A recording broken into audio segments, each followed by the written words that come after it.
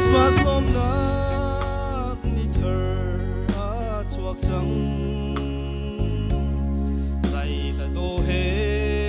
Christmas lom chiu si lung a quay mi vial te lom chang si Bethlehem ma kan kham du a chuak chang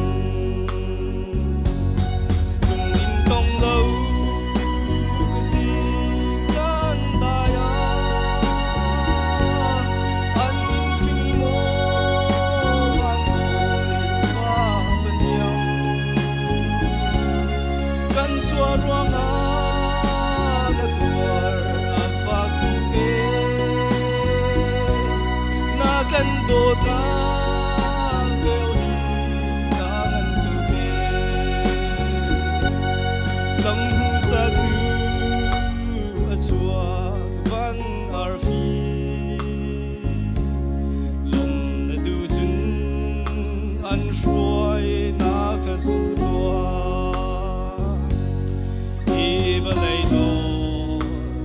le sun par nak ni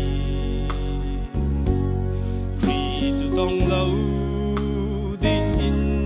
an pen so lai tung in tong lo si san da ya an ning kin mo van boy fa pen yang gan so ruang a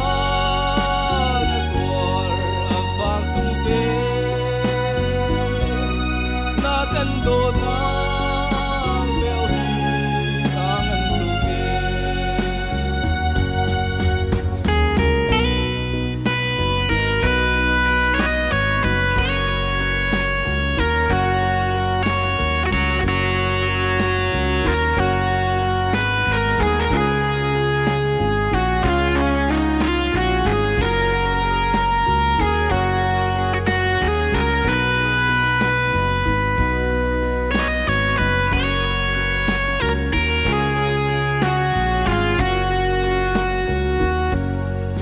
liang an thi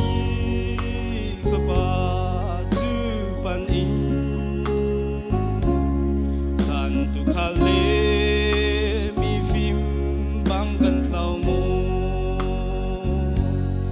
i ba lei sung mi in kho lau mi doi dor na run in na kin na ton na tong lâu ku si san da ya an nin kim mo van boy fa pen ya kan suar wala na tuar a fa ku be na kan do na veo hi